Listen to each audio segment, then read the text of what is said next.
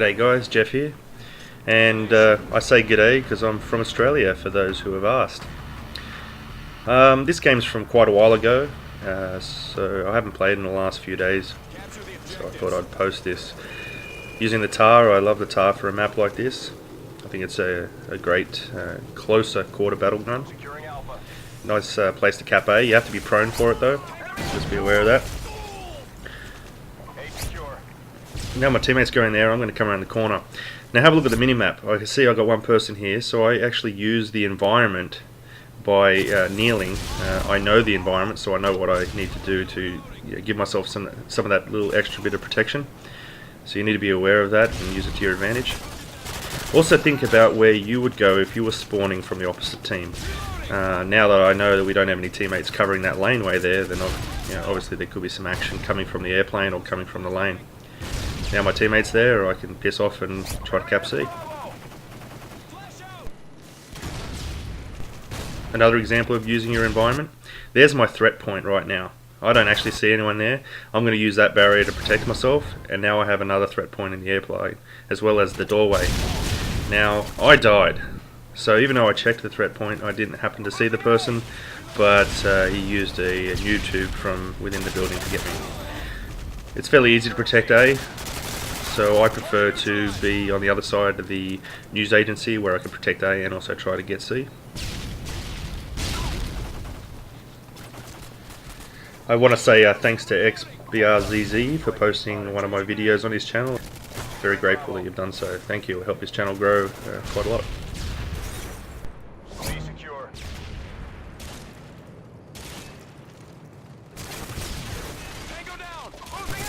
And here's another example. There's my threat point because my team's shooting there, and I scan across to potential areas using the wall as the protection. I don't see anyone in that area, so I can then pop out from the wall and scan the remaining area. That minimizes my exposure points, and here it is in faster speed. So it looked to me doing that. I actually do it quite often, using the kneel or using the environment and reloading in safety. We lost A, so the reason I turned away from C, even though we capped it, is that A is more of a dangerous area with the spawns being so close to a flanking position to me. And here is just where the TAR owns. I think I've picked up 5 or 6 kills at the moment from that area.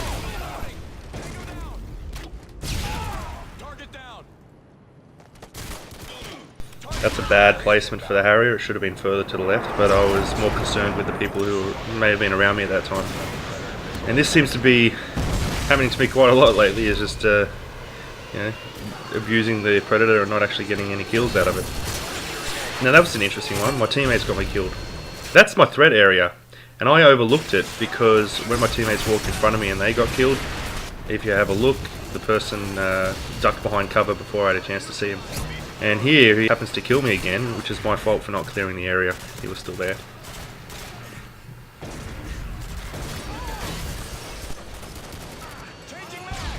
So because my teammates are here, I'm going to take up another position. And this is a great spot for actually spawn trapping A. There's a lot of protection for you. It's even very hard to get you from the news agency there.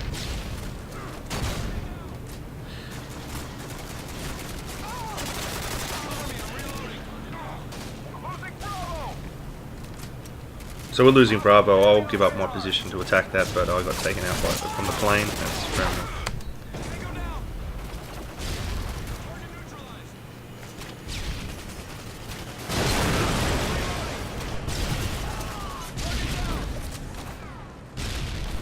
So again, while they're stuck at A, this is a great point to continue it.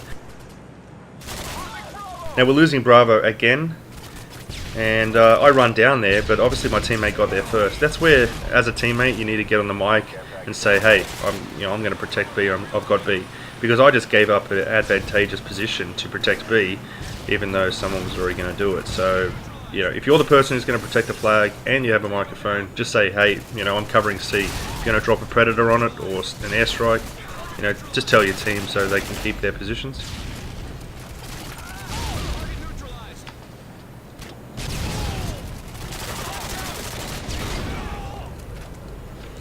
Yeah, thanks for all the great comments, guys. I really appreciate it. the channel's grown quite a bit since people have started getting the word out there, and thanks to XBRZZ. And here I'm just finding a safe spot to use the Predator. And because we've trapped A, I want to really slam it into that A spawn, and I happen to do so and pick up a double. Now look where my teammates are facing. Because they're facing that direction, you could use that to your advantage on where to place an airstrike if you don't have a UAV available. It gives you a high opportunity of getting something.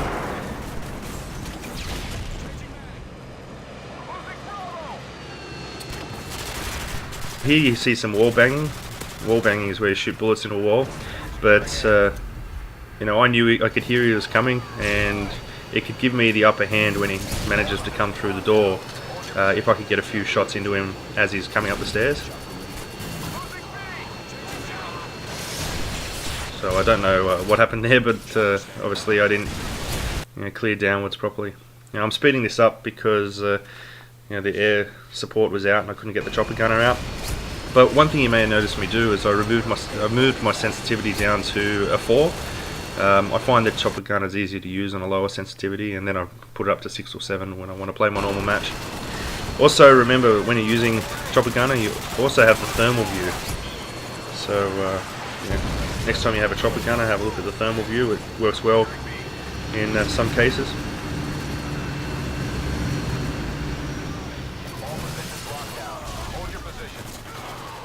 Yeah, so here I'm just trying to find a place for the chopper gunner. Also, I want to just throw a shout out there to Falgren or Falgren from Denmark. He sent me a note on how he's putting an entry in for the competition, and I have to say I'm quite impressed, so that will be interesting.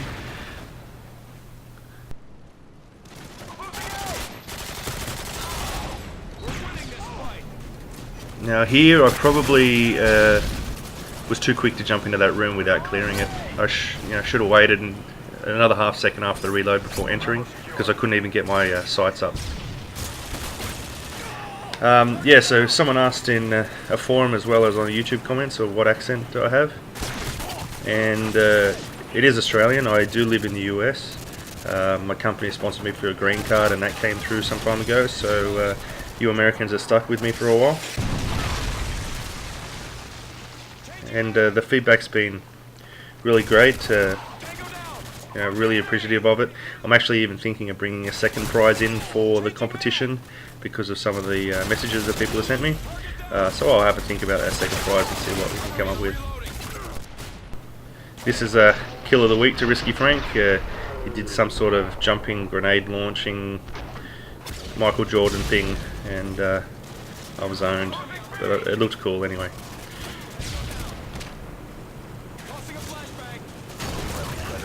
I also like the comments about how you guys are appreciating the fact that I slow down the video in parts and explain some of my ideas or throw diagrams on the screen. I hadn't seen anyone do that before. I wanted to bring something unique to it, the channel, and I'm just glad you guys also find that helpful.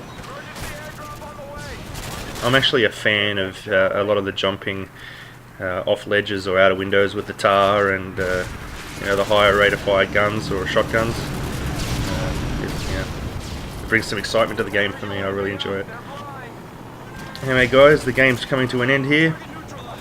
It was an easy win. I think it was 48-9.